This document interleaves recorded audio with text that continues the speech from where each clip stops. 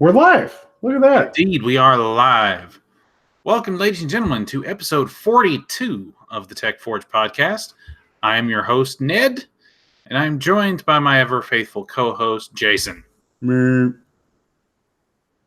Hunter said he will be attempting to join us later in the podcast. However, this week, his internet provider has decided to have an area-wide outage in his area due to maintenance. So he will be joining us on mobile, assuming he can get through. Here's the fun to think about. Maybe he's the cause of the maintenance. You know, he was messing with that PC at Best Buy earlier. Maybe he really did hack the mainframe. I think he messed with, making the powers that be mad. So they're responding with, oh, well, fine, you don't need internets. Well, regardless, we do have tech news we need to talk about this week.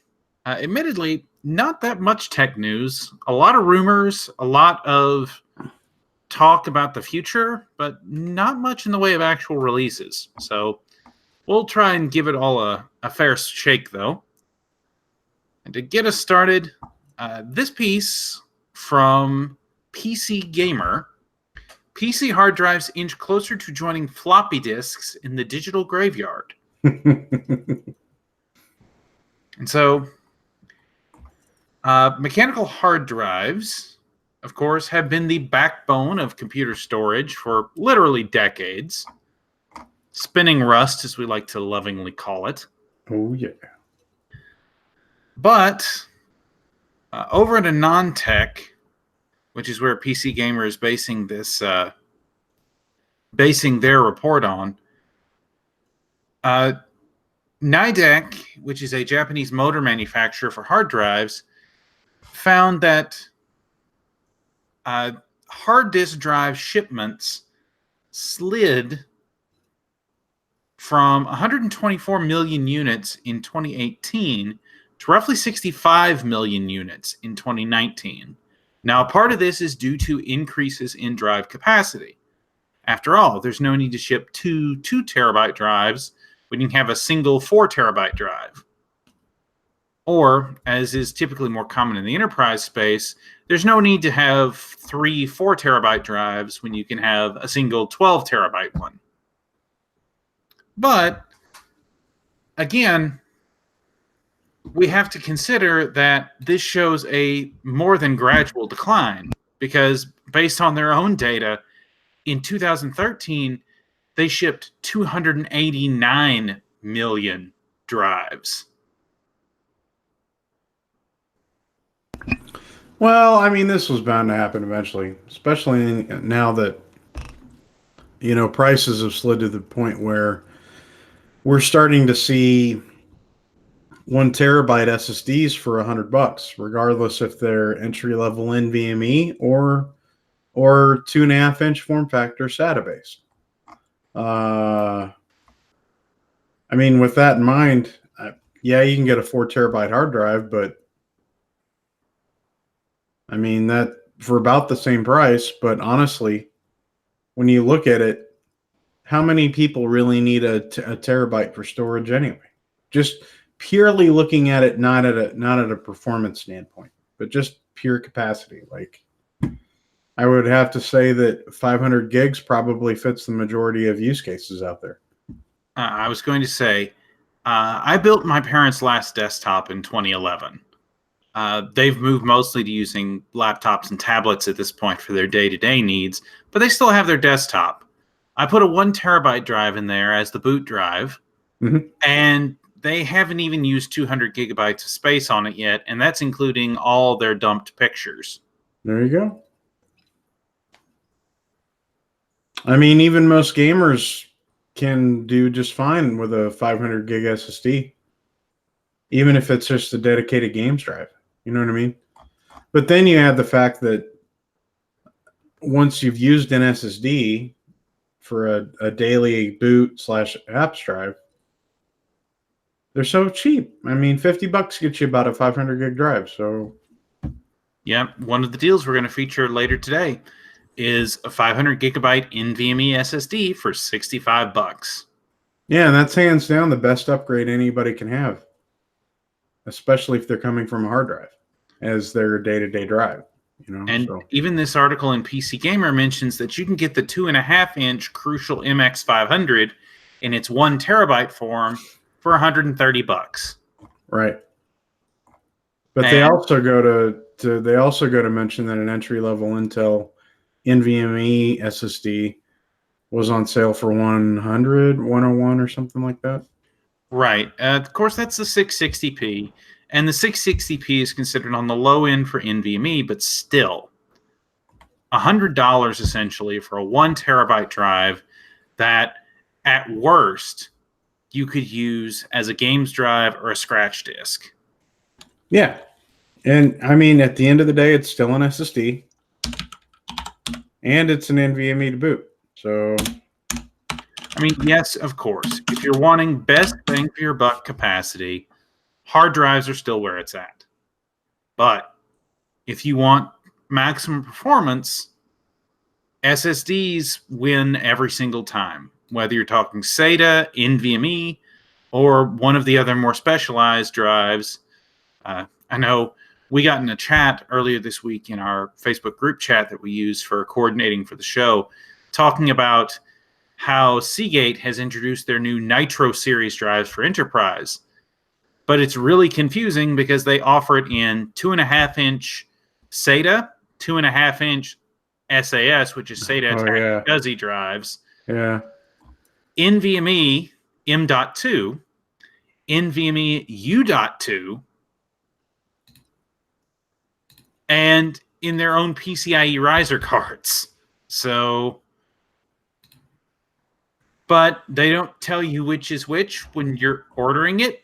So I can understand how there might be some confusion there. Yeah, there's a lot of confusion there. Like you'd have to know the part numbers, and I mean you'd have to know the part really well, or you'd have to leverage against the sales staff from the retailer that you're buying it from and hope that they're right. Right, and we all know that the knowledge level of your average store associate is not always what it should be.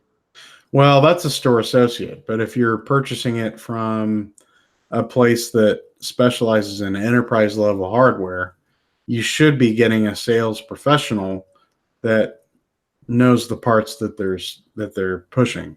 So that should be a different level of professional, I would think.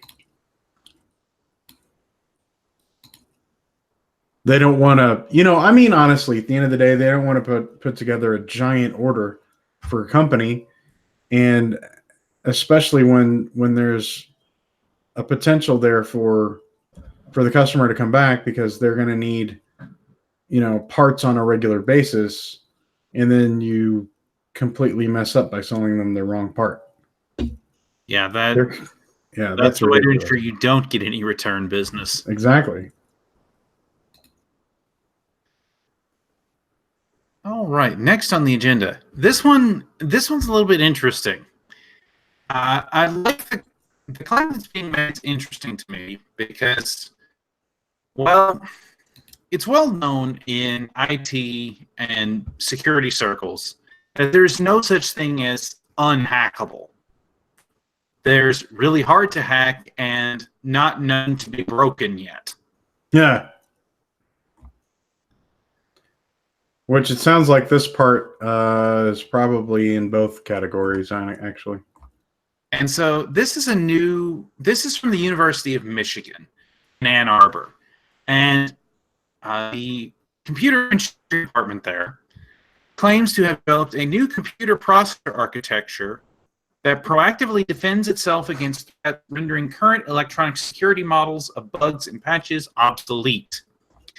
Called Morpheus, the chip blocks potential attacks by encrypting and randomly reshuffling key bits of its own code and data 20 times per second.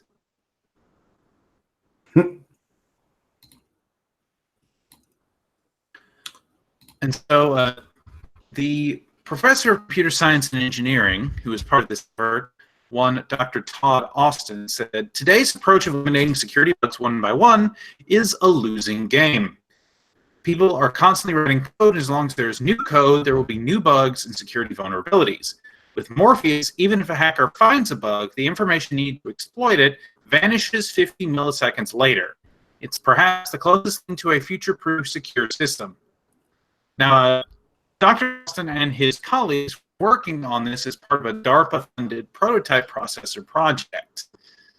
This processor basically uses what's called a RISC-V architecture, or RISC-V architecture. So it's a reduced instruction set. It's a smaller instruction set from the common x86 instruction set that's used in PCs commonly today. Is more akin, though slightly different, it's more akin to the ARM instruction set you'd find in a mobile phone processor. That said, RISC-V is common. It's open source, which is probably part of the reason why they developed it this way. And it's often used in research to show or to prove that a concept is viable. And we included a link in the description down below to all of our articles, but the article we link here is the news press release from the University of Michigan, but they have a link to the paper as well, which is titled Morpheus, a vulnerability-tolerant secure architecture based on ensembles of moving target defenses with churn. So it's an interesting idea to have a chip whose code is not easily exploitable because it self-encrypts every 50 milliseconds. But I have to wonder how well that will scale. I mean, I seriously doubt, given the gargantuan size of the x86 and associated instruction sets with it, that I'm not sure it would scale well to x86 for everyday computing. Well, if they did, it would have to probably be implemented in a pretty creative fashion. I don't know. I mean, it's interesting tech. I don't think it's foolproof. I mean, nothing's foolproof, but right. It's certainly it'd be interesting to see what creative methods are used to attack something like this.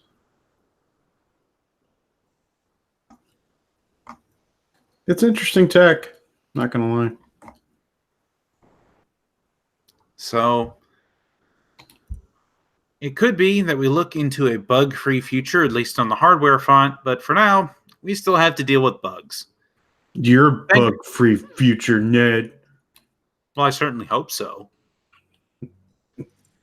Wait a minute. But at least Microsoft claims to be fixing some of the bugs that they introduced in their own update. Mm-hmm. Unfortunately, it seems like every other week we're having to do a story about how Microsoft manages to mess up yet another piece of Windows 10. But this time, at least, in their latest build of Windows, they fixed a major problem in the May 2019 update. Really? And so, the latest build for Windows 10, which is build 18894, will address one of the key problems in the May 2019 update. And that is that it is finally fixing the legacy File Explorer search option. Cool. Have you ever been in the File Explorer and you go to search for a file? How long it takes? You sit there, you search for the file, you hit enter, you go, you make a sandwich, you pour yourself a drink, you come back, it may be finished, it may not be. Either way, you have plenty of time to go do your thing. Well, in the May 2019 update, they introduced a new form of search where they were separating out the traditional search box from the Cortana digital assistant. Cool. And the thing is, this makes it really fast. Unfortunately, that same search feature does not work in File Explorer. It has the legacy search function, which is much, much slower. And in particular, they're saying that with the new File Explorer, they are introducing integration with OneDrive, which will be nice. And it's one of those things that's a small bug, but it's one that's needed fixing for years. I'm glad they're fixing it. As is always the case with Microsoft, downloading the latest build will mess up something else. They note that downloading the current build will disable the Your Phone app because of an OS bug. And they also have an issue that they are aware of with older versions of anti-cheat software that causes the checks to automatically fail. So if you're a gamer, be careful about downloading this latest update, because while fixing one thing, it's very likely you could break several others. But let's face it, at this point, that's just the world we live in with forced Windows 10 updates. Yay! How many people use the My Phone app or whatever that thing is? I would have to guess very, very few. That's what I'm thinking. All right. So this next thing, I was originally going to include it with the AMD stories, but I decided to include it here with kind of the general tech stories because it's sort of about AMD, but not really. It's a lot more about Crytek's upcoming CryEngine 5.7, and in particular, the ray tracing features they're planning to release with that. But as part of that, we got a juicy tidbit about that Vega 56 demo that was run with real-time ray tracing in their Neon Noir tech demo for real-time ray tracing and global illumination. And this interesting piece of information, this article is from WCCF Tech we'll be looking at, but this was on several other outlets as well. Apparently that Neon Noir demo ran on the RX Vega 56 at 30 FPS at 1080p. But they go on to say that GPUs with dedicated hardware for real-time ray tracing and modern APIs will deliver better performance. Well, that's not too far off the mark of what some of the early RTX benchmarks were showing for 2070, if I remember right, at 1080p. It was around 30 to 40 FPS, I want to say. Well, they also make the point that if they ran the demo at 1440p with what they call half resolution effect, that they could get 40 plus FPS on both Vega 56 and the GTX 1080. So that basically states pretty much that there's room for optimization. By and large, I'd say you're correct. That's interesting. But again, they are running it on a Vega 56. I wonder what kind of workload that their real-time ray tracing features require in this engine. Because I mean, I think we all know that the Vega 56 is very. I mean, it's a compute powerhouse. So, well, one of the things they talk about in the article, they say this: one of the key factors which help us to run efficiently on non-RTX hardware is the ability to flexibly and dynamically switch from expensive mesh tracing to low-cost voxel tracing without any loss in quality. Furthermore, whenever possible, we still use all the established techniques like environment probes or SSAO. These two factors help to minimize how much true mesh ray tracing we need, and means we can achieve good performance on mainstream GPUs. pretty cool. So basically, they have a switch in their engine that lets them dynamically switch between the mesh ray tracing that's used in the RT cores on Turing and the lower cost, but almost as effective voxel tracing that's usable on other architectures. They did clarify that RTX will allow effects to run at higher resolution. At the moment on the GTX 1080, we usually compute reflections and refractions at what they call half-screen resolution. RTX will probably allow full-screen 4K resolution. It will also help us to have more dynamic elements in the scene, whereas currently we have some limitations. Broadly speaking, RTX will not allow new features in CryEngine, but will enable better performance and more details in existing ones. That's kind of cool. That basically means that they'll probably start looking at ways to optimize this type of tech, just as GPU manufacturers are looking for more ways to work with those vendors and to give hardware that can speed these types of features up. So maybe in a generation or two, we'll have good ray tracing. Yeah, because that's really been, I think that's why a lot of the talk is, oh, ray tracing is just a gimmick.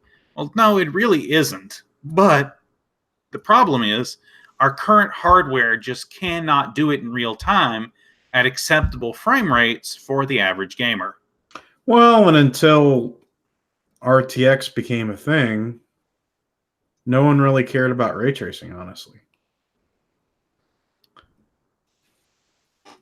Because, I mean, using traditional rasterization techniques was just as effective for most of what people did. Mm-hmm. Still is, pretty much. And ray tracing, while extremely effective at certain tasks, is also very compute intensive. Mm-hmm. So we'll have to see. I believe ray tracing likely is the future, but we're not quite there yet. No, we're a generation or two away from decent ray tracing at decent frame rates, honestly. But speaking of hardware that should be able to do it, this is coming from Tweaktown, and it's based on a number of rumors that have been floating around about AMD's Navi architecture. In particular, from their sources, they have heard that AMD is to launch their next-gen Navi graphics cards at E3 2019. So we know that AMD is going to be announcing something at Computex. They wouldn't have a keynote there if they weren't. But we don't expect them, according to Tweaktown sources, they're expecting them to announce 7 nanometer and Navi in general, but they will actually launch them at E3, which would make sense if the rumors we've heard about the PlayStation 5, which is supposed to be Navi-based, are true. And if we're supposed to get our first view of the PlayStation 5 at E3. When is E3 exactly? It's in June. Is it? Well, that kind of lines it up. The 14th. I mean, that still kind of lines it up with that June or July release that keeps getting rumored. So I'm looking forward to when this is going to not be a rumor anymore. Yeah, I mean, we've been talking about this for weeks, months. Yeah. I mean, Navi's been pushed back again and again and again, and some of the latest rumors out there seem to be almost uniformly negative. In particular, there is a rumor that although the initial silicon was showing promise, the later ones are having issues with thermals and efficiency. And there's also talk that some of the engineers at AMD are basically just wanting to get Navi out the door so they can start working on the successor. Well, that's probably because this has been their this has most likely been their front-running project for a couple of years. So, I mean, if you've been on the same project for a number of years and you're in this kind of hardware game, I mean, I can understand that. Plus, I mean, with all the rumors lately coming out about inefficiency in thermal, whatever. I mean, I get the fact that they're using existing architecture, right? But they're trying to make it do a lot of other things and increase IPC with it, which is good. But I wonder if they're trying to do too much. And that's certainly possible. I mean, that's happened in the past. Anyone who remembers the original Terascale architecture from way back when, that was a power hog because, well, Terascale tried to do too many things at once. Terascale, for those who don't remember, was what eventually became the HD 3000 series. Well, technically, Terascale was both the 2000 and the 3000 series. Gotcha. If anyone remembers the HD 2400 and the HD 2600 XT, and in particular the HD 29000 XT, those things were bless you. Pardon me. Things were hot. Pardon me. Bless you. You know, I'm sure that regardless of the rumors of power issues and thermal issues and stuff, I'm sure that it will perform well and that it'll be priced very competitively. I just want to get them, you know, I think I almost want to see it launched just so that we can stop talking about rumors. Yes. So we can get some definite information. Yeah, plus it'd be nice to get some competing tech out there because NVIDIA's kind of got no competition at the moment. In anywhere except the budget space. Because let's face it, yes, the Radeon 7 technically performs on par with the RTX 2080. But it's at the same price and doesn't have the same feature set. So it's kind of a silly purchase. Unless you very specifically want Vega 20. Or you just don't want to spend money on the RTX tax. Which I get. Trust me, I get. So, but yeah, I mean, from what we know, it's based on the GCN architecture, but it's going to include performance enhancements for ray tracing and a number of other options. Basically, from everything we've heard, it's going to be Polaris Plus because it's still based on the GCN architecture with a number of improvements. Right. And I mean, Polaris, excellent architecture. I'm running on Polaris with my RX 480. But, I mean, Polaris is 3-year-old tech at this point. Well, I mean, if the leaks are to be true, they're going to potentially be releasing a 75-watt part with 580 class performance. I mean, that's... Which would be very impressive. Yes, it would, because a 580 is still really good. And would basically render everything below the GTX 1660 Ti irrelevant. Yeah, I mean, I built a cousin of mine, a 2600X with 16 gigs of RAM and a RX 580 in it. And that thing was actually a really fun build because it was very simplistic, but the hardware just played really well together. And that 580, even though it's clocked at like 1.35 gigahertz or something, it's still pretty fast. I was very impressed with it. And for those who want to tinker, you can tinker with the RX 480 and the RX 580 and sometimes get between, I think it's 1450 and 1500 megahertz. Yeah, if you're getting 1500 megahertz out of an RX 580, you've got a special part right there. That's true. I'm saying right around 1400 to 1450 is pretty normal for high-end RX 580 overclocking. That wouldn't surprise me. Still, if you're getting those clocks, that's still a pretty special part. I was going to say, I've tried overclocking my RX 480s, and I mean, I have 3 of them spread out between my computers. One of them, if you try to push it much past 1300, it crashes. One of them, I can get about 1350. And one of them just will not overclock at all. It will not go over 1266 no matter what I do with it. So 1266 being the default clock Yeah. for the RX 480. So, Silicon Lottery is a thing. Oh, of course it's a thing, dude.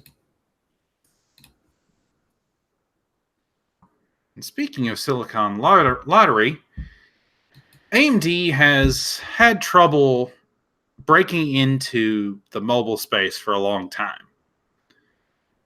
Mostly because they just really didn't have anything in the mobile space that was compelling compared to their comparable Intel offerings. Well, that's partly because of two reasons. One, they didn't have good performance at the lower end of the power scale. And two, whenever you did see them in the mobile space, they didn't have anywhere near the same build quality or feature sets that, comparable Intel mobile parts had. So it was kind of a double whammy. Right. Typically, AMD parts wound up in budget systems that were configured poorly and that did not show off the full performance of the part. Mm-hmm. We saw that even with the first generation Ryzen mobile processors, the Ryzen 5 2500U and the Ryzen 7 2700U, we saw that with HP releasing both of those in a system that had single channel RAM. Yeah. One of the most ridiculous things I'd ever seen or heard of. You talk about really handicapping an architecture. I mean, you couldn't do worse than that. Releasing a single channel RAM at 2400 megahertz. If you want to kneecap Infinity Fabric, that's how you do it. Mm-hmm. Yep. Thankfully, Lenovo is not pulling that same thing. This article comes from PC World. Lenovo starts putting AMD Ryzen chips in their ThinkPads, giving Intel's rival a boost. And so, let's face it, the IBM and later Lenovo ThinkPad have basically been the default corporate laptop for 20 plus years. Well, they're typically rugged. They can stand the abuse of going from a desk to carrying it around, going from meeting to meeting, back to the desk. They're rugged. They're lightweight. They're built well, and they're typically fast. So, granted, they're kind of pricey, but they're built for that kind of workload. And being a Linux enthusiast myself, generally you could count on ThinkPad being compatible with basically any Linux distribution known to man, and as just being a solid, reliable set of hardware. And so the fact that Lenovo has decided to introduce a new line of T and X series ThinkPads featuring the Ryzen Pro lineup, I think it finally gives Ryzen its due. Well, I mean, so they've got good IPC. They've got competitive power requirements. And they've got really good graphics capabilities in their APUs that they put on the mobile sector. So, and now that that's just been further enhanced at the 12 nanometer process, and they've been able to bend these parts for over a year. When you've got good IPC and 8 threads and decent graphics capabilities at very, very competitive power points, it's kind of a no-brainer. I mean, honestly, I wouldn't mind having one myself. I'm going to kind of wait until they get to 7 nanometer, honestly. But from use cases and from what I've read of people actually buying laptops that are of similar configurations, they're extremely happy with their purchases. Because it is kind of a workhorse APU that you can throw just about anything at it, and it does the job. Well, in particular, PC World notes that Lenovo is going to be including the Ryzen 7 Pro 3700U in their T495 and T495S ThinkPads, which are 14-inch laptops. For those unfamiliar, the Ryzen 7 Pro 3700U is a 4-core CPU with simultaneous multi-threading, rated at 15 watts for thermals, and comes with 10 Vega cores. So it has a Vega 10 GPU. So for those unfamiliar, take a 12 nanometer 2400G and make it a laptop part, basically. Clock it down to 15 watts of thermal power, and give it a base clock of 2.3 gigahertz and a boost clock of 4 gigahertz in single core workloads. Which, I mean, honestly, that's going to be competitive with the majority of i7s that are out there, of quad-core i7s. Or i5s. I get a little confused with the mobile parts, but... the i7s are the ones that have full-fat hyperthreading. The i5s are quad cores. Or excuse me, that's no longer true. The i5s are quad cores with hyperthreading, at least like the Core i5 8250U and its successor, I believe the upcoming 9250U. Okay. And the i7s are now the hexacore parts on the mobile side. Well, I've got an i7 Coffee Lake in mine, and it's an 8-thread machine. Okay, that may be the what's the low power variant? I don't remember. It's like the 8557U or something like that. Yeah, I didn't look at the model number. I just saw it was an i7 with 8 threads. It's plenty fast. I mean, say if you want the hexacore model, it's the i7 8750H is the hexacore model. But it's also going to be the Ryzen 7 Pro 3700U is also going to be featured in the X395, which is a 13.3-inch laptop with similar specs, but it also features Lenovo's new privacy screen, which is a feature that obscures what's on screen unless you're looking at it from a very specific angle, basically dead on. So it's basically a built-in privacy filter on the machine. That's the counter. That's the counter. I used to call them shoulder surfers. Right. You know, people that come up behind you and are so curious to see what you're doing. Yeah, that's funny. That's funny. Well, I'm glad to see this, and because we had an article not too long ago where Asus was kind of testing the waters with, mobile Ryzen, and they did surprisingly well. I think MSI sent something similar, so you're starting to see these little pockets, and I think AMD, it might take them a generation or two, but I think they're going to start slowly saturating the mobile market. So Intel seems a little stagnant. I mean, AMD is making crossroads into the enterprise sector and the mobile sector. I think they're quicker to permeate the enterprise sector.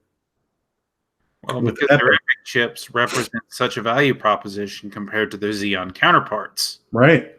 They're at a fraction of the cost. Well,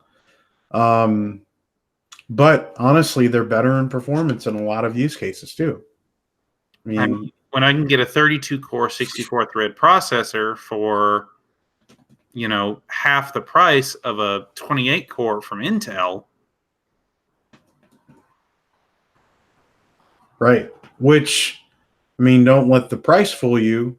The EPYC parts are, in a lot of cases, perform a lot better than those Xeon parts do. So it's a very good time to be AMD.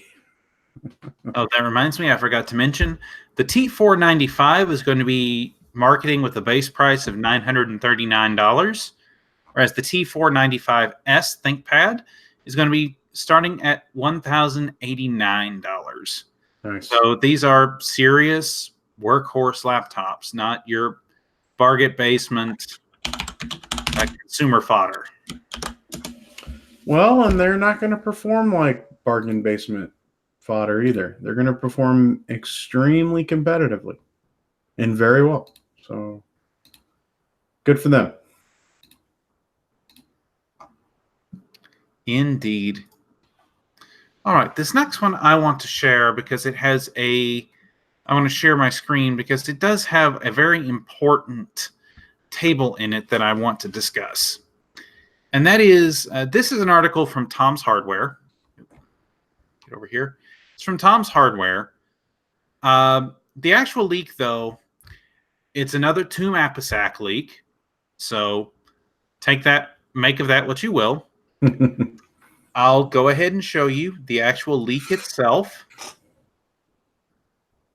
Zen 2 engineering sample, 16 core, base clock 3.3 gigahertz, boost clock 4.2 gigahertz, X570 motherboard, but this CPU name can't be decoded by the decode chart. And then you have something there, I believe, in either Tagalog or... Hey, there's Hunter. Hey, Hunter, what's up? My internet works, apparently. Yay! We were just talking about the Ryzen 3000 leak. Whoops, I didn't mean to close that. Yes, you did. That was premeditated, Ned. So, this is from Tomb APYC's Twitter. The 16 cores. I just read this for everybody. But basically, if we compare this to what we already know about the Ryzen stack, and of course, Tom's Hardware is very careful to include data in this table is not confirmed, but this is basically all the leaks we have so far. And so if we compare this to the stack that we have seen leaked from Adored TV and other sources, that would mean this is very likely an engineering sample for either the Ryzen 9 3800X or the Ryzen 9 3850X. Now, you're saying, okay, but this is 3.3 base, 4.2 gigahertz boost. That doesn't look anything like the 3.9, 4.7, or 4.3, 5.1 that was originally leaked.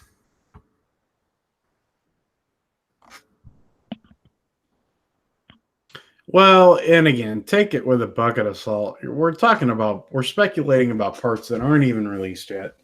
Right. Again, this is an engineering sample, so it's probably just for testing. But again, it is a 16-core part. So, which we all remember this infamous shot from CES where they showed the die, and if you look really closely, there's very obviously a spot for a second CPU die. Right, and also we don't know where this particular 16-core part will set in the product stack, because if we look at the last two Ryzen releases, right, they had so one was a 1700 and the other was a 2700. Both were 3 and 3.2 gigahertz respectively, and they both used two CCXs, and people could still take those parts and overclock them to near the speed of the top end part. So I'm less bothered about this leak, honestly. This could be a base level 16-core part. You know, this could be the 2700 or the 1700 of that product stack. Right. And if honestly, I'm more interested to see what the TSMC process can do, because with the Global Foundry that we've had with the last two Ryzen releases, what's the auto boost feature called? XFR? Yeah. So with XFR on the 2700X, for example, it would boost up with a single core workload to 4.3 gigahertz.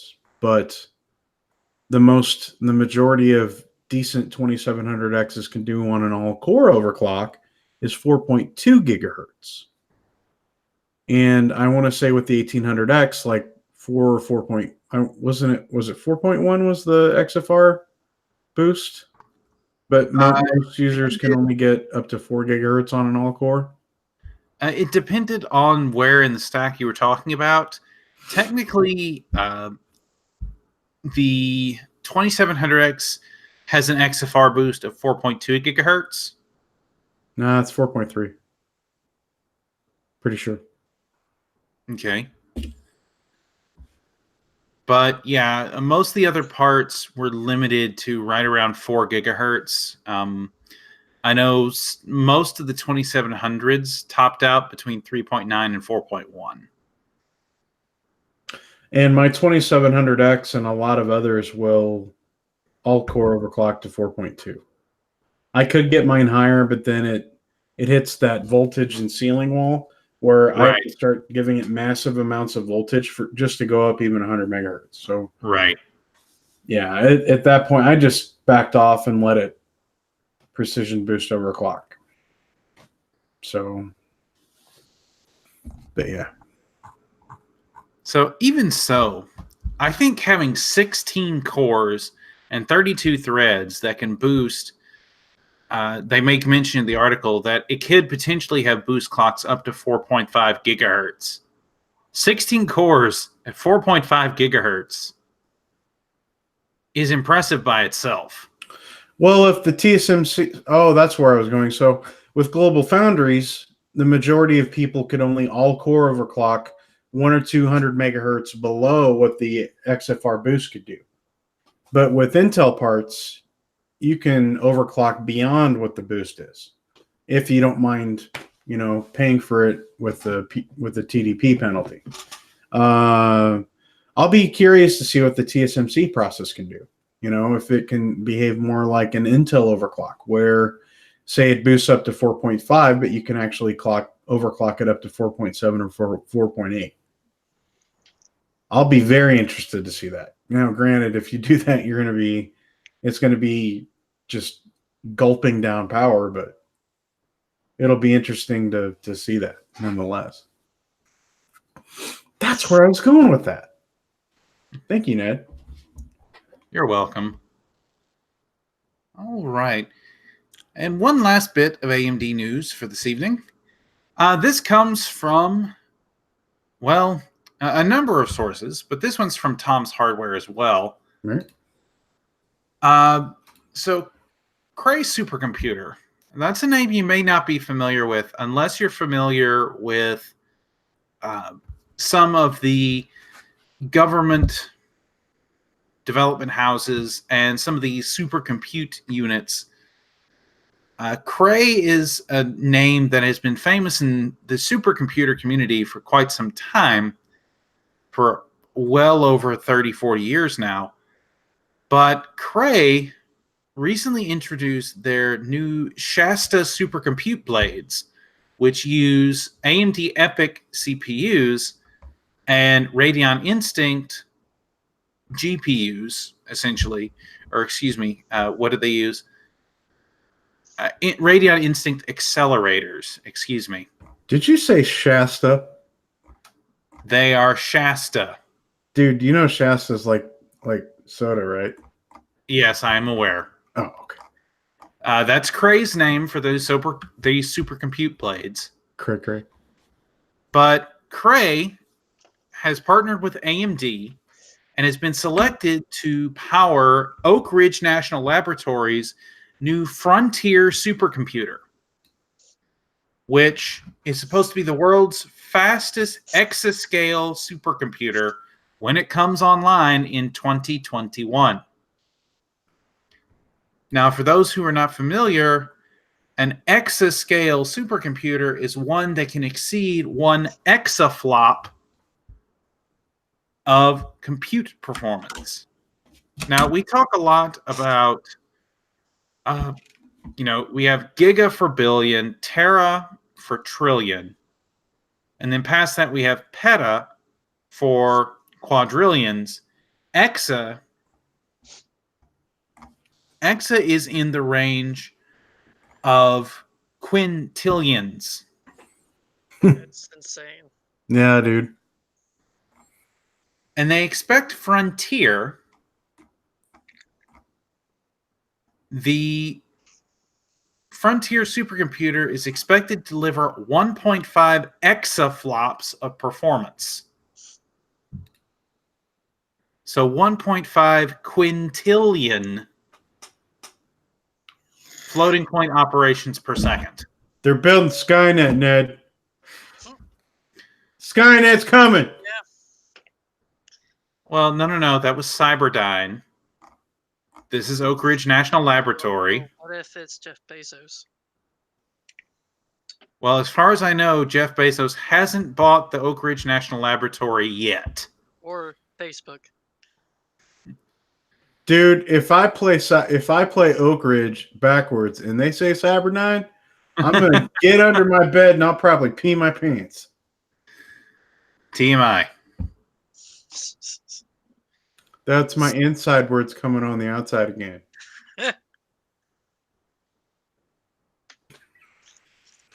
Oh.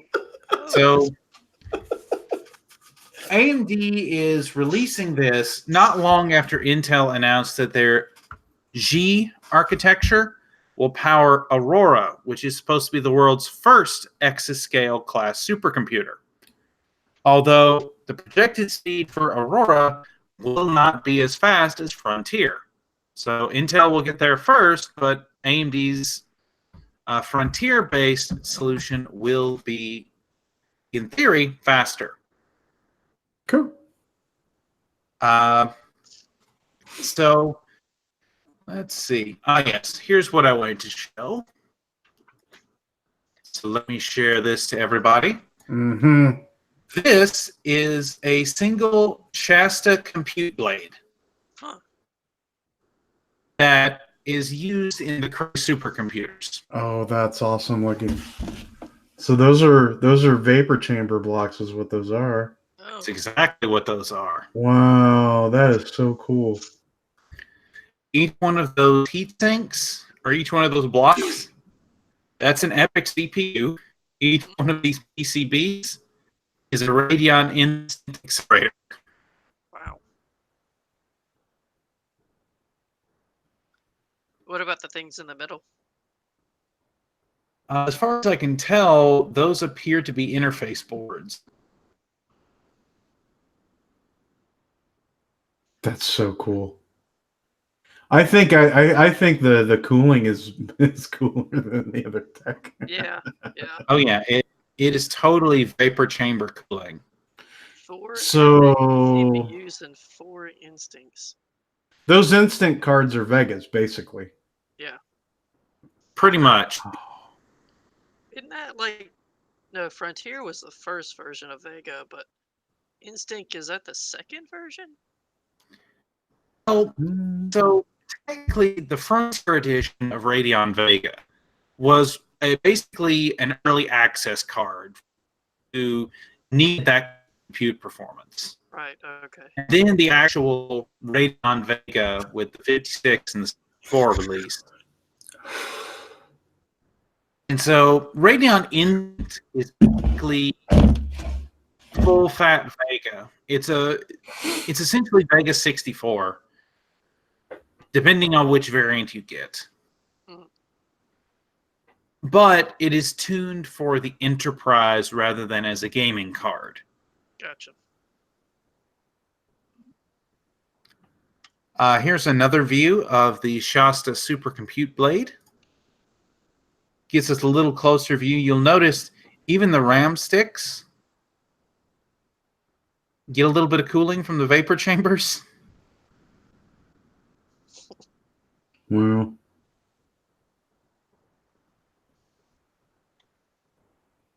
So that looks like an inlet and an outlet valve. Most likely. That's so cool. So currently, they say the Shasta blades consist of a CPU, GPU, and networking blades, but it's unclear if the company will be sticking to that design for Frontier. Well, I'm sure they'll probably have something similar because they're talking about GPUs and CPUs for the supercomputer. So that's really cool. And so, to give us some perspective on this, Oak Ridge National Laboratory has been home to some of the fastest supercomputers in the world. Two of the previous record holders were there. Some of you may remember Titan. Titan was powered by NVIDIA's original Titan graphics cards, which is where the Titan high-end Titan got its name. I'm sorry, but when you say Oak Ridge, I'm thinking some country, some old school country, man, like Oak Ridge Boys, Alabama. Well, have any of you ever been to Oak Ridge? I don't. Okay, spoiler. I'm from Tennessee, so Oak Ridge is not that far from where I live. And so it's a decent drive, 2 or 3 hour drive for me. But it's Oak Ridge National Laboratory, for those who are not familiar with history, was where a lot of the original atomic experiments were done that eventually led to the development of the atomic bomb in combination with what happened at Los Alamos. That's pretty scary. Project Manhattan. So Oak Ridge National Laboratories has a very long heritage of high-end compute development. Oak Ridge is where they did a lot of the calculation work for the original atomic bombs. Wow. Los Alamos is where they did most of the design and testing, but Oak Ridge is where they did most of the, science. Theoretical. Yeah. All the brain work. And so they've had in the past other supercomputers, Jaguar and Titan, like we mentioned. Titan had 17.6 petaflops of performance. 17.6 petaflops at the time was a world record. For comparison, at 1.5 exaflops, the new Frontier supercomputer, when it comes online in 2021, will be almost 100 times faster. Isn't that crazy? That really does sound like Skynet. It is Skynet, dude. I'm telling you.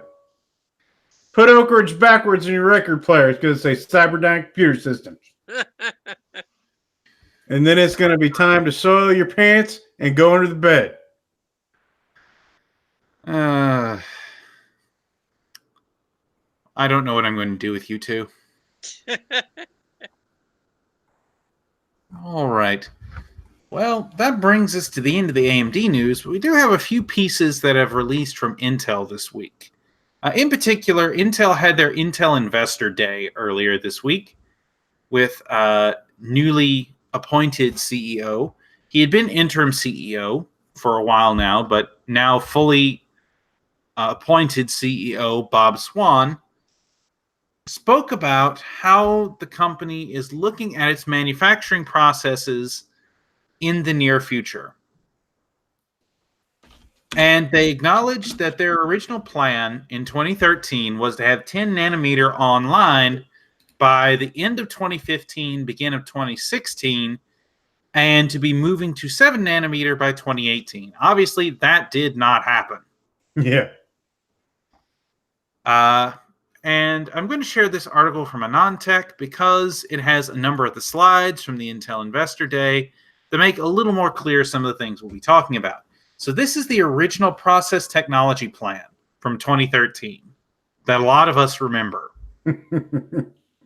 where supposedly 14 nanometer was supposed to come out in 2014 and 2015, and then moving to 10 nanometer in 2016. Of course, that did not happen because Broadwell had trouble moving from Haswell's 22 nanometer down to the 14 nanometer of Broadwell. Even though there was basically no changes to the architecture, that node shift was difficult, and Broadwell was famously very late. And so after that, we got Skylake on the 14 nanometer node, and we've been kind of stuck there ever since, with subsequent nodes basically being a variance of Skylake.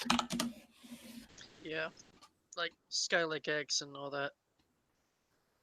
And Cabby Lake and Coffee Lake, and now the Coffee Lake refresh. Yeah. Plus. Yeah, KB Lake, wasn't that like 200 megahertz over the base clock of Skylake? Skylake? Maybe. It's either Pretty much. 200 or 400. It wasn't much. It was like if you have a Skylake, you don't need a KB Lake. There was effectively no IPC gain Yeah. from Skylake to Cabby Lake. It was almost 100% just clock speed increases. It was either 100 megahertz more stock or 200 more, something like that. It's been so long ago since I saw the videos on it. And Then so Coffee Lake brought in the 6 cores versus the 4 cores. right That's the advantage of it. on that 14 nanometer plus process. Yeah. Yep. And so now Intel is claiming that on they're going to have multiple waves of 10 nanometer in 2019, 2020, and 2021 that they are going to call 10 nanometer plus, and 10 nanometer plus plus. Gosh, that sounds familiar. Yeah, it's pretty sad when you have to go to a stock meeting where they're planning out and they're showing slides and timelines. It's pretty bad when you've got a reputation of not meeting your timelines and what you say you're going to do. And so you're a stockholder and you go to these meetings and it's just like, well, I'm going to this meeting. They're going to talk about a plan, but we have to take it with a bucket of salt because we should expect them not to be able to meet their roadmap. So again, reminder, original 2013 plan, what actually happened, and now the new 2019 plan. Well, and they've had several plans like this where they say they're going to get to another node, but they can't for whatever reason. So now, that said, technically, Intel has had a couple of 10 nanometer products already. Mm-hmm. Most famous example being the Core i3-8130U, which was a 10 nanometer part on the Coffee Lake architecture, but it was mostly a test part. It only came in a very few laptops, and it generally had comparable performance to its Cabby Lake refresh counterpart, the 8120U, but had worse thermals. Well, this. I mean, it's the same approach they took with 14 nanometer back in the day, where they released a couple of Broadwell parts that kind of like felt out, did a little recon, and it still took them a while before they released 14 nanometer. But it's kind of a similar approach, I think, as to how they initially approached 14 nanometer products. So we'll see them. It's just going to take a while. We'll probably see them in the mobile sector first. And so, exactly that. They claim that their Ice Lake family of 10 nanometer products will be appearing in the middle of this year, starting with, Ice Lake on mobile platforms. And I think what we're going to see is so if we take a step or two back and we kind of look at everything holistically or from a high level, we know that Intel is having trouble meeting 14 nanometer demand in the DIY space. So what they've had to do to kind of do some risk mitigation is to prioritize where they're manufacturing 14 nanometer parts go. So that's probably enterprise and mobile first, and then desktop, and then DIY. So I think we're kind of seeing two parts at play here. One, they're still trying to iron out the issues of 10 nanometer manufacturing, but they're also prioritizing where they want these 10 nanometer parts to go first. So I think that's going to be mobile, and I think that's going to be enterprise first. And Well, then it's going to be OEM desktop, and then it's going to be DIY, I'm assuming. Well, they talk about in the investor meeting, in particular, this slide. I thought this slide was interesting because it gives us a peek into what their thinking is. They want to extend 14 nanometer, build capacity to support customer growth versus TSMC's 10 nanometer process. So they're wanting to continue 14 nanometer. And they're claiming that by June, they should be no longer having the shortages at 14 nanometer they've been having in the past. Of course, they've said that before. So who knows? Well, and I think we all pretty much know what's going to happen. June, July, we see new Ryzen desktop parts at 7 nanometer. And what's I'm fully expecting to happen, and is a very realistic thing to happen, is AMD Ryzen at TSMC 7 nanometer is going to be kicking Intel Core i whatever booty at 14 nanometer. So yeah. Well, and then they claim they want to ramp to 10 nanometer with client systems on shelf for holiday season 2019. So they're claiming we can see consumer systems with 10 nanometer by the end of the year. Okay. With 10 nanometer being in servers in the first half of 2020. And then, while they concurrently have 10 nanometer going, accelerate their 7 nanometer production to launch in 2021. So I think the middle. Go ahead. TSMC's 5 nanometer process.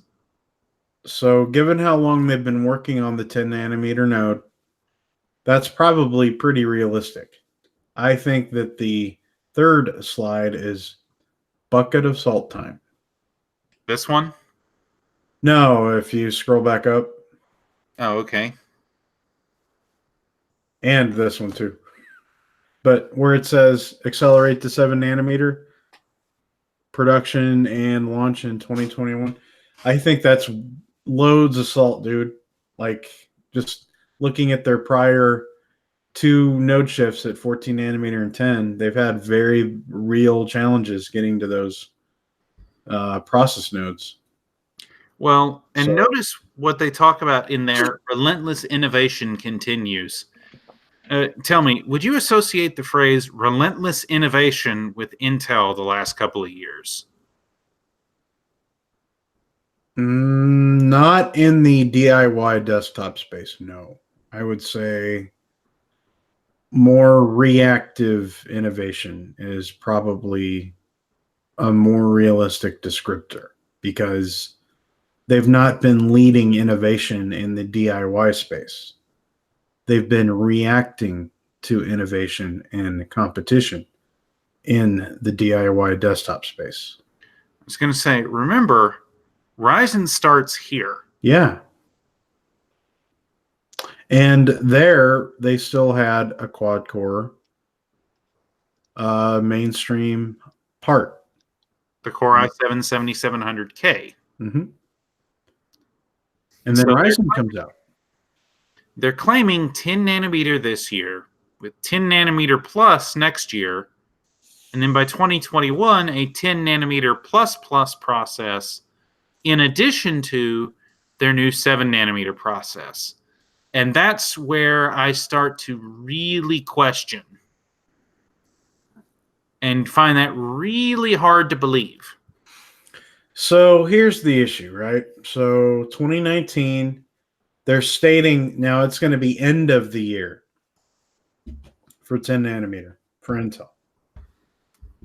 It's going to be end of the year for 10 nanometer.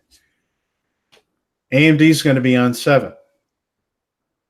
They're probably comparable. So then 2020 comes out. AMD is going to be on 7 nanometer EUV, which gives it's almost like another node shift, honestly, from what I've been reading, with just the transistor density versus their TSMC 7 nanometer. So Intel's going to need that 10 nanometer plus. But also right around 20 to 2021, we're going to have another major innovation in desktop RAM, moving from DDR4 to DDR5. So I don't know how that would impact Intel architecture, but I mean, that could really, really be a benefit for Infinity Fabric, which I wonder if they had DDR5 in mind when they were designing Ryzen to begin with. I think once they do get to 10 nanometer, they can hit 10 nanometer plus relatively quickly, but I'd be very skeptical of moving to 7 on that roadmap. Just considering all of the challenges they had getting to 14 and to 10. So I think I have no faith that they can really reach that in their roadmap. I really have no faith. The other key thing, Hunter, do you have anything you'd like to add? I was just gonna joke about the picometer, but we've already covered that in our own discussions. What's next? Picometer? Absolutely. This one last thing I wanted to note. This was supposed to be their kind of big finisher for the investor meeting. They're saying that their lead product at 7 nanometer is going to be their XEG, however they're pronouncing it, architecture-based general process GPU, using Foveros for data center AI and high-performance compute, launching in 2021. Do not be surprised if they don't use their own manufacturing fabrication. For 7 nanometer? No, it would not surprise. For GPUs, I mean. Don't be surprised if they go with somebody else. No, would not surprise me at all. They've already been in talks with Samsung already. Well, I think the press is that Raj has been seen at several of the press releases and the talks and stuff. But there is also other rumors and speculation and leaks that he's been in negotiation with Samsung as well, because they've got a competing fabrication process. So I would not be surprised if we saw a TSMC or a Samsung making their stuff, basically. Let's see. There is one other thing I wanted to share real quick. This comes from WCCF Tech. It's basically on the same set of slides, but they give us this up-close shot of the Tiger or Ice Lake die. It's the shot that we see here in the Ice Lake client shot, but we don't get a real up-close view. Of course, here they have everything lined out. Here's the DDR memory controller, the graphics processor,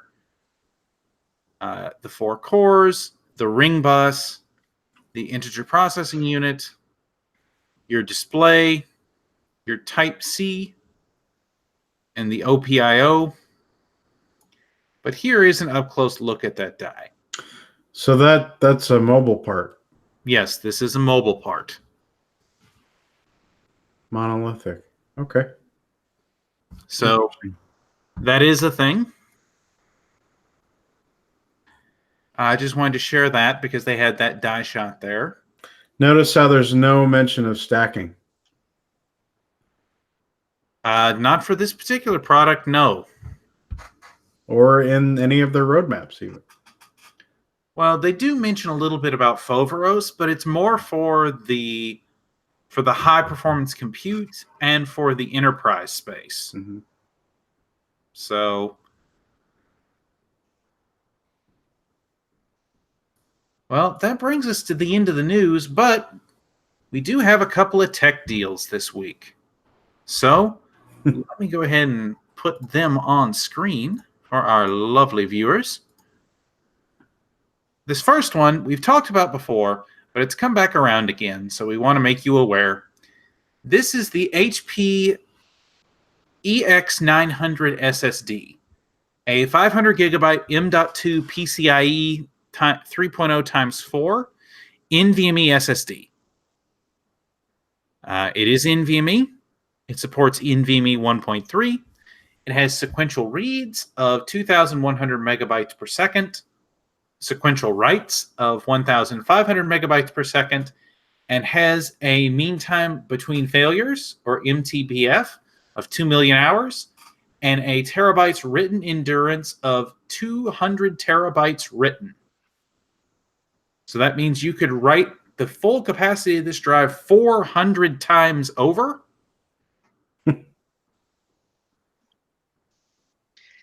That would be really interesting to see OEM computers nowadays coming with and either only an NVMe 500 gig, or like what gamers do, a combination of an M.2, a regular hard drive.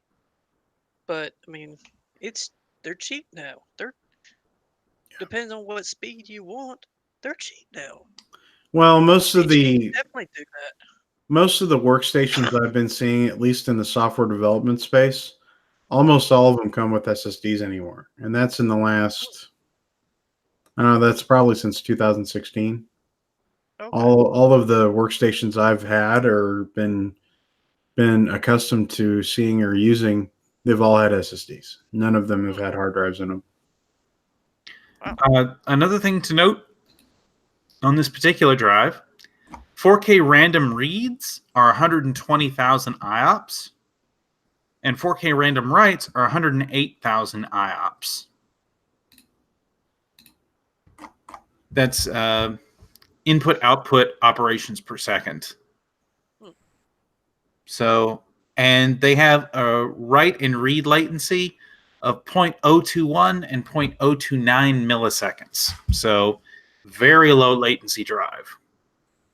So yeah, it's low cost, but I still have yet to really see 500 gig drives on sale for, $50. Unlike some of the 1 terabyte deals we've been seeing, you know what I mean? So, well, you have to consider though, those $50 1 terabyte drives tend to be very low end SATA SSDs.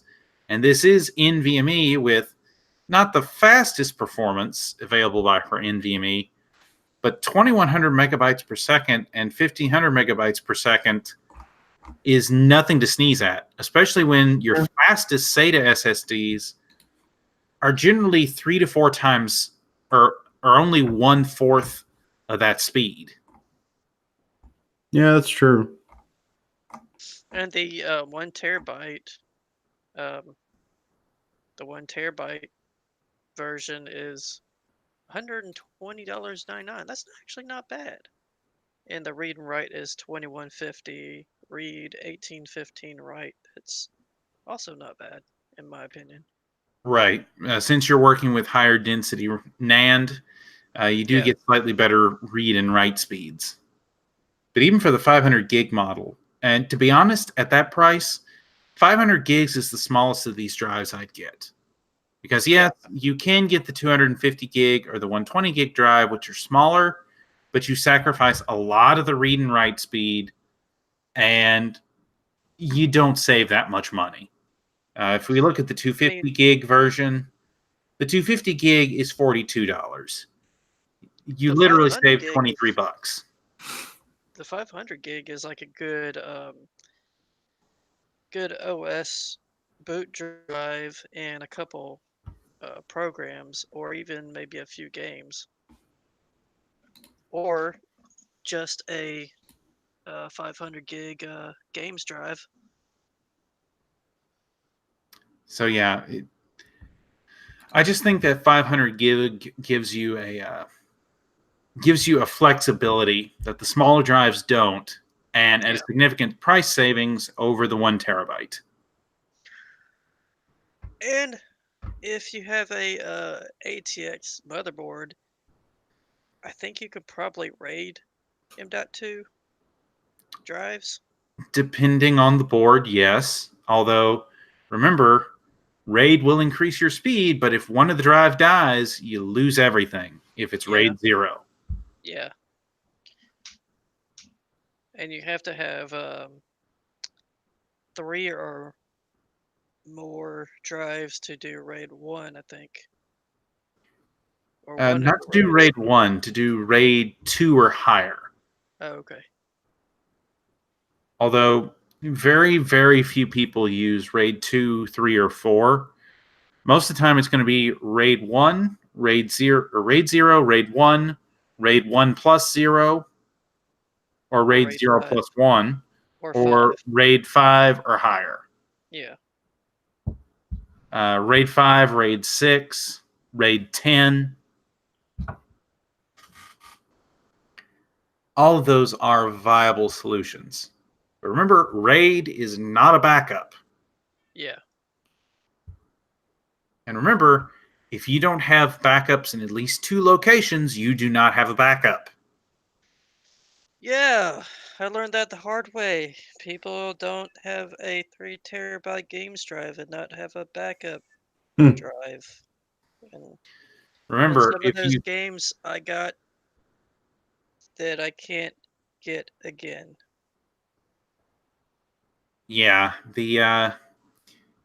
just remember, everyone, you need to have at least 3 copies of something you want to save at any given time. The one you're using, the backup you keep on site, and the backup you keep off site.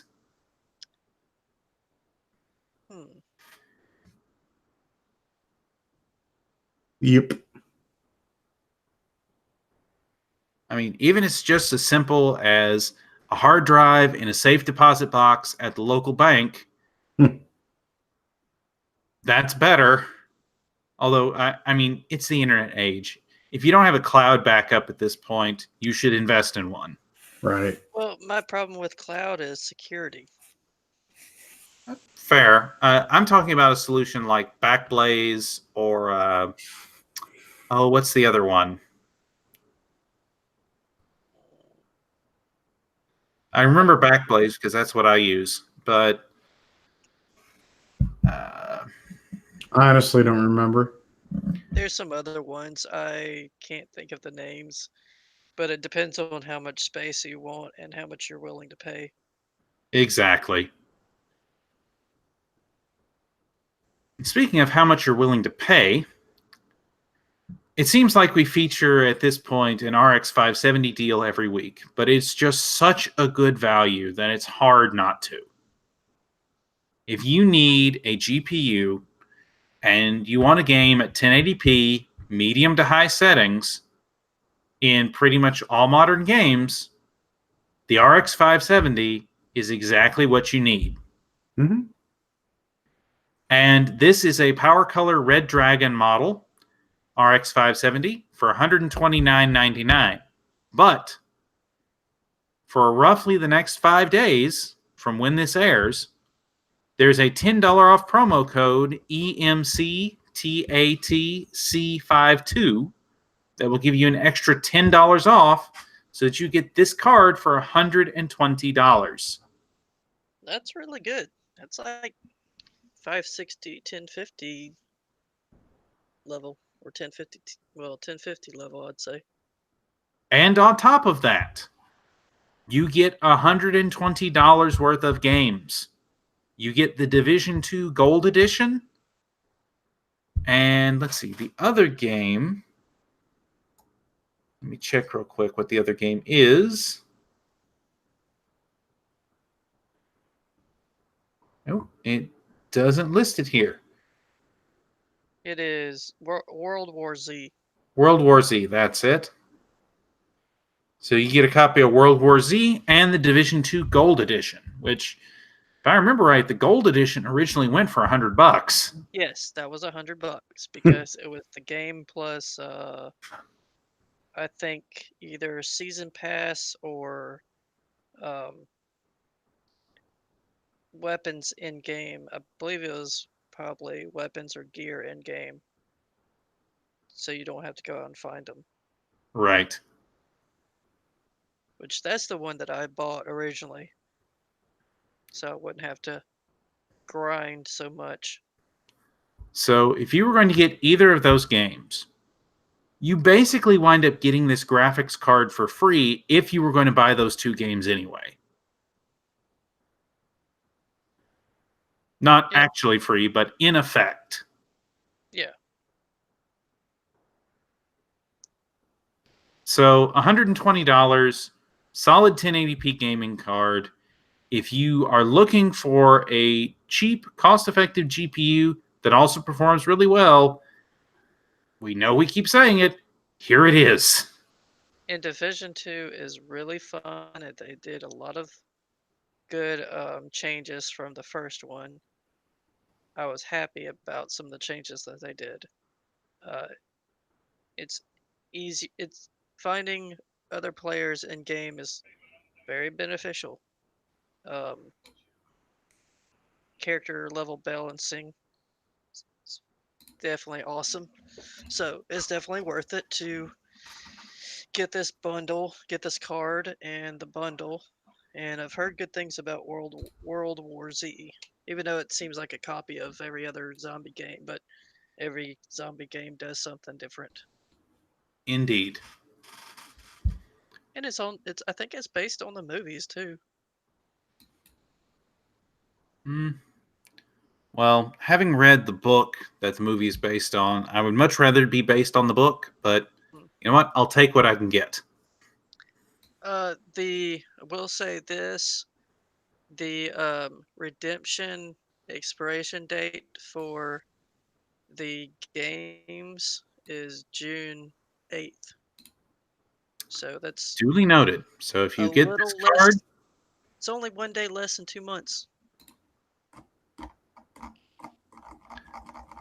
All right. And with that, we've reached the end of our agenda for this week. So, gentlemen, do you have anything else you'd like to add?